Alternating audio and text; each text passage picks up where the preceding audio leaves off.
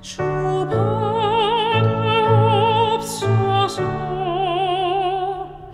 날 위해 돌아가신 주, 날 받옵소서. 주 예수 앞에 엎드려 나 은혜 간구하오니, 그 크신 역사 이루되 날 받옵소서. 내 모습 이대로 주 받옵소서. 날 위해 돌아가신 주, 날 받옵소서.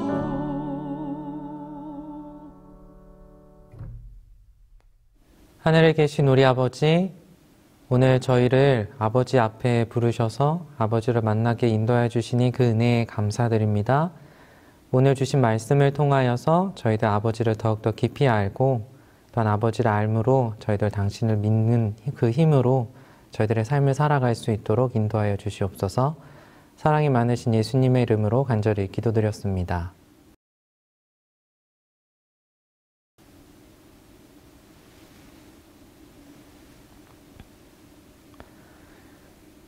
하나님의 말씀 시편 51편 1절로 5절의 말씀을 읽겠습니다. 다윗의 시 영장으로 한 노래. 다윗이 밧세바와 동침한 후 선지자 나단이 저에게 온 때에, 하나님이여 주의 인자를 쫓아 나를 긍휼히 여기시며 주의 많은 자비를 쫓아 내 죄과를 도말하소서. 나의 죄악을 맑게 씻기시며 나의 죄를 깨끗이 제하소서. 대저 나는 내 죄가를 아오니 내 죄가 항상 내 앞에 있나이다. 내가 주께만 범죄하여 주의 목전에 악을 행하였사오니 주께서 말씀하실 때에 의로우시다 하고 판단하실 때에 순전하시다 하리이다.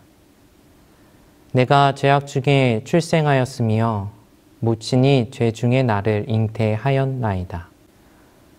오늘 설교를 하러 오는 길에 카센터에 차를 맡겼습니다. 제가 차를 왜 맡겼을까요? 네, 아시는 것처럼 이 자동차가 고장났기 때문입니다. 자동차에 문제가 생기면 반드시, 그리고 당연히 차를 카센터에 맡깁니다. 성도님들은 어떻게 하십니까? 삶에 죄로 인한 문제가 발생했을 때 어떻게 해결하십니까? 해결하기 위해 홀로 노력하십니까? 아니면 죄 해결 전문가이신 하나님을 찾아가십니까? 오늘 저는 시편 51편 1절로 5절의 말씀을 통해서 죄 해결은 하나님께 란 제목으로 성도님들과 하나님께 받은 은혜를 나누기를 원합니다. 시편 51편은 철로 역정을 쓴 이 좋은 번연이 좋아하는 시로 알려져 있습니다. 그리고 이 성경에서는 이 대표적인 회개의 시 중 하나입니다. 이 시는 아까 성경 말씀에도 나온 것처럼 다윗이 밧세바와 동침한 후 선지자 나단이 다윗에게 왔을 때 써졌다고 합니다. 즉, 다윗이 자신의 죄로 인한 가책과 자기 혐오로 괴로워할 때 나온 시가 바로 시편 51편입니다. 잠시 이 다윗과 밧세바 사건을 생각을 해보겠습니다. 다윗이 밧세바와 동침한 사건은 나단이 왕궁에 와서 말하기 전까지 매우 은밀하게 진행된 것처럼 보입니다. 여러 정황이 그 사실을 보여줍니다. 만약에 온 동네가 다 알고 있는 사건이었다면 우리아가 집으로 잠시 왔을 때 우리아가 눈치를 챘을 것 같습니다. 또한 만약에 다 아는 사실이었다면 다윗이 요압에게 은밀하게 우리아를 죽이도록 명령을 내리지 않았을 것입니다. 그리고 여기서 잠시 엉뚱한 상상을 하나 더 해보려 합니다. 만약에 하나님께서 나단 선지자를 통해서 다윗의 죄를 지적하지 않으시고 다윗의 꿈에 나타나셔서 다윗의 죄를 지적했다면 어땠을까요? 꿈에 나타나 말씀하셨어도 다윗이 죄를 회개하지 않았을까 생각이 좀 듭니다. 아닐 수도 있을 겁니다. 만약에 아브라함이 애굽에 내려갔을 때 바로의 꿈에 나타나셔서 그가 범죄하지 않도록 막으신 것처럼 다윗의 꿈에 하나님께서 직접 나타나셔서 우리아를 죽이는 것을 그만두라고 했다면 어땠을까요? 그러면 우리아를 죽이는 죄를 짓지 않았을 것 같습니다. 그런데 하나님께서는 은밀히 진행하지 않으셨습니다. 하나님은 다윗이 회개하도록 하는 이 일을 은밀히 진행하지 않으셨어요. 은밀히 진행하지 못하신 걸까요? 아니면 은밀히 진행하지 않으신 걸까요? 2018년 여름 가족이 함께 물놀이를 갔습니다. 마침 그곳에 바람을 넣어 만든 미끄럼틀이 있었습니다. 미끄럼틀을 타고 내려오면 바로 풀장이었죠. 이제 3살 된 아들과 함께 갔는데 아이에게 미끄럼틀을 타고 내려오면 아빠가 밑에서 받아줄게 라고 말을 했고 아이에게 구명조끼를 단단히 입혀서 미끄럼틀을 타도록 했습니다. 그리고 저는 미끄럼틀 바로 아래에 위치하고 있었습니다. 아이가 미끄럼틀을 타고 내려왔습니다. 그리고 물에 빠졌습니다. 내려오는 힘이 있어서 그런지 아이가 물속에 살짝 들어갔다가 나왔습니다. 얼굴과 몸이 분명히 떠 있었기 때문에 숨을 쉬는데 전혀 어려움이 없는 상태였습니다. 그런데 아이가 오열을 하는 겁니다. 아빠 하면서 아빠 외치면서 오열을 하고 발버둥을 치기 시작했습니다. 무슨 큰 풍랑에 휩쓸려 바다에 떨어진 사람처럼 온몸을 흔들면서 발버둥을 쳤습니다. 그 발버둥 치는 아이 앞에 저는 서 있었습니다. 그래서 아이에게 저도 크게 외쳤습니다. 아빠 여기 있어! 아빠 여기 있어! 그런데 아이는 마치 제 목소리가 들리지 않는 것처럼 계속 발버둥을 치고 아빠 아빠 하면서 소리를 지르는 겁니다. 제가 아이를 안았고 그리고 그 아이를 진정을 시켰습니다. 나중에 아이에게 물어봤습니다. 영찬아, 아빠가 아빠 여기 있어 라고 계속 말했는데 안 들렸어? 그랬더니 제 아이가 이렇게 말했습니다. 안 들렸어. 전혀 안 들렸어. 아빠 없는 줄 알고 무서웠어. 제가 이날의 사건을 통해서 인생에 있어서 정말 중요한 교훈을 하나 배웠습니다. 물에 빠지면, 그래서 정신 못 차리면 안 들린다. 물에 빠져서 정신 못 차리면 안 들린다는 교훈을 배웠습니다. 소리가 없어진 게 아니고 소리가 들리지 않았습니다. 이 죄에 빠진 사람의 모습이 이런 모습이 아닌가 생각됩니다. 죄에 빠지면 정신 못 차리고 안 들립니다. 자신을 전혀 통제하지 못합니다. 다윗이 그랬던 것 같습니다. 죄에 빠진 다윗은 정신을 못 차렸습니다. 아마도 하나님께서는 다윗에게 끊임없이 당신에게 돌아오라고 분명히 말씀하셨을 것입니다. 하지만 죄에 빠진 다윗은 정신을 차릴 수가 없었습니다. 부조화 선지자 724페이지에 있는 말씀입니다. 하나님의 선고가 그에게 선언되기 전에도 다윗은 범죄의 열매를 거두기 시작하였다. 그의 양심은 평안하지 않았다. 다윗이 그때에 당한 정신적 고통을 시편 32편에서 찾아볼 수 있다. 다윗은 다음과 같이 말하였다. 시편 32편의 말씀을 함께 살펴보겠습니다. 복되어라 거역한 죄 용서받고 허물을 벗은 그 사람. 주님께서 죄 없는 자로 여겨주시는 그 사람. 마음에 속임수가 없는 그 사람. 그는 복되고 복되다. 내가 입을 다물고 죄를 고백하지 않았을 때에는 온종일 끊임없는 신음으로 내 뼈가 녹아내렸습니다. 주님께서 밤낮 손으로 나를 짓누르셨기에 나의 혀가 여름 가뭄에 풀 마르듯 말라 버렸습니다. 죄에 빠진 다윗의 삶은 정신이 없습니다.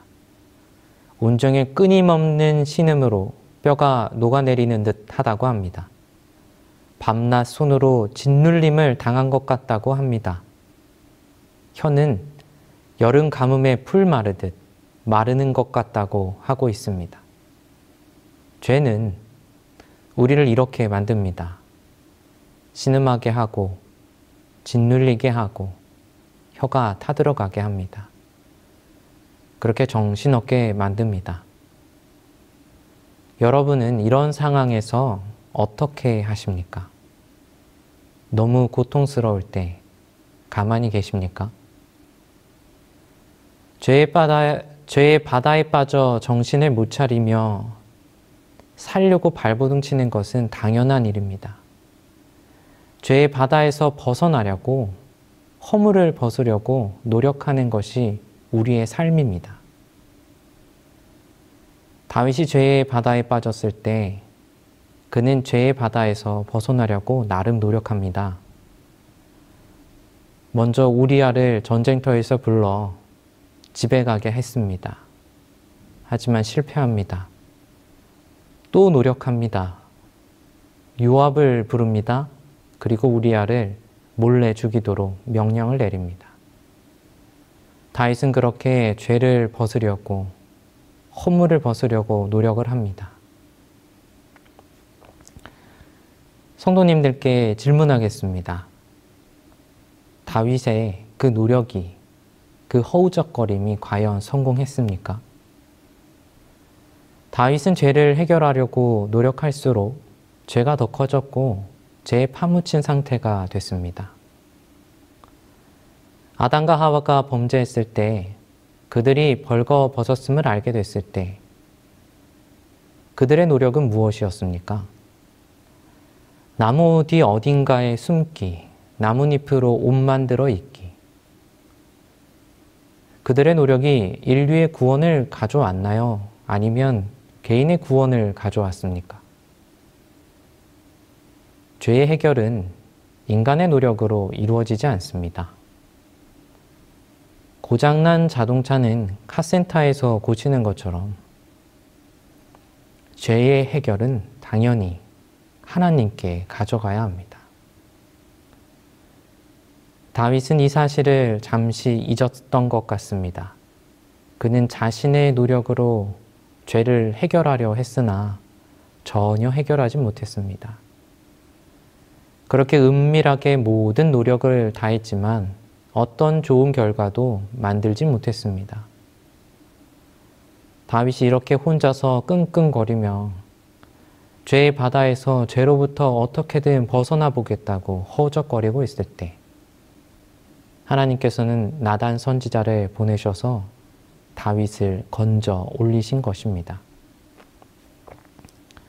사랑하는 재림교회 성도 여러분, 내 삶에 죄가 있다면, 혹시 그 죄로 인해 뼈가 마르는 듯하고 벌거벗은 듯한 수치심에 마음이 불안하고 힘들다면, 그래서 무언가 노력하고 계시다면, 허우적거리고 계신다면 하나님께 나아가시는, 그렇게 하나님께서 바로 앞에 계신다는 것을 기억하시고 나아가시는 저와 성도님들이 되기를 간절히 소망합니다. 죄를 해결하는 방법은 오직 하나님뿐임을 잊지 않으셨으면 좋겠습니다.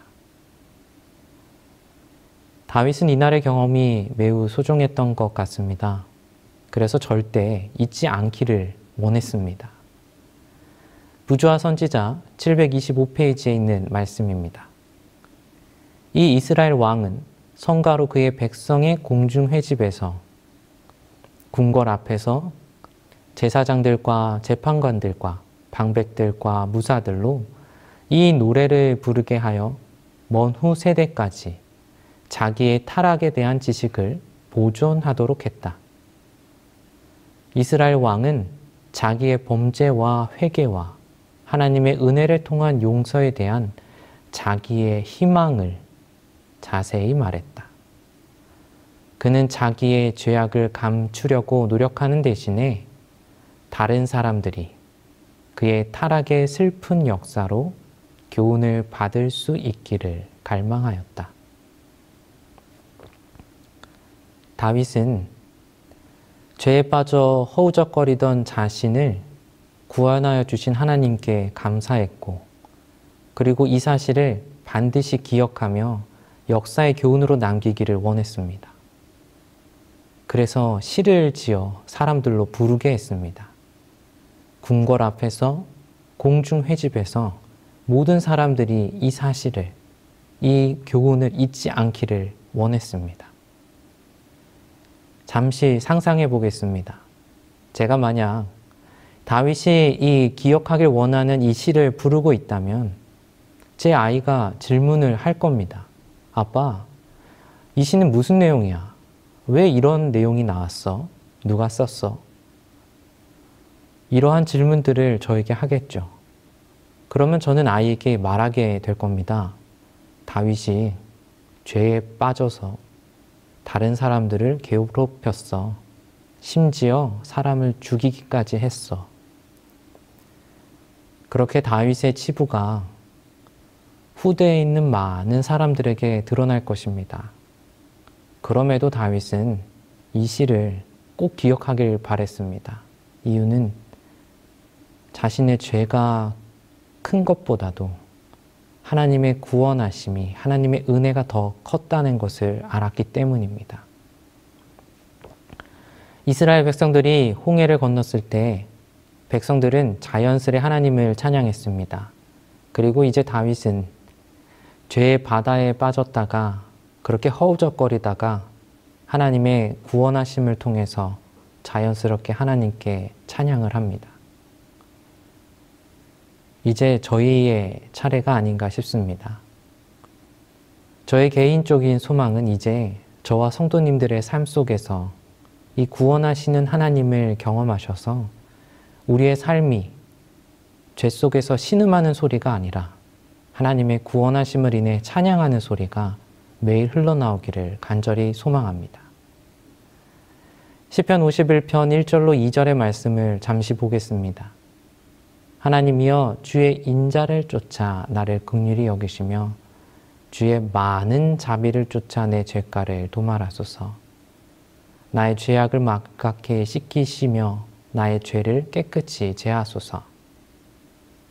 이 말씀을 보면 다윗은요, 죄를 해결할 힘을 내게 달라고 하나님께 기도하는 것 같지 않습니다. 오히려 다윗은 하나님이 어떤 분인지, 어떤 힘을 갖고 있는지 기억해내는 것처럼 보입니다. 주의 인자를 쫓아서, 주의 많은 자비를 쫓아서.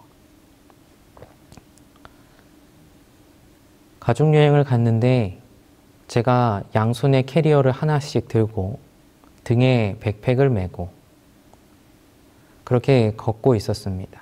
그리고 제 아내는 유모차에 제 아이를 태워서 이렇게 가고 있었습니다. 당시 4살이었던 아들이 유모차를 타고 가다가 제가 백팩 메고 캐리어 2개까지 끌고 다니는 게 되게 힘들어 보였나 봅니다. 유모차에서 내려 제게 오더니 이렇게 말하는 겁니다. 아빠, 내가 캐리어 하나 들어줄까? 이 아이의 말이 너무 이쁘고 너무 고마웠습니다. 하지만 이 무거운 캐리어를 아이에게 줄 수는 없었습니다. 아이가 들 수 없는 무게이기 때문입니다. 저는 아이에게 말했습니다. 영찬아, 너가 도와줄 건 따로 있는데 그거 할 수 있겠어? 아빠를 잘 따라오고 따라오다가 혹시 아빠가 안 보이면 소리쳐야 돼. 아빠 어딨어? 이렇게. 알겠지? 그때 영찬이가 이렇게 말했습니다. 와, 알겠어. 그리고 아빠 힘세다. 다 들고 다니네. 마태복음 11장 28절의 말씀입니다. 수고하고 무거운 짐진 자들아 다 내게로 오라. 내가 너희를 쉬게 하리라.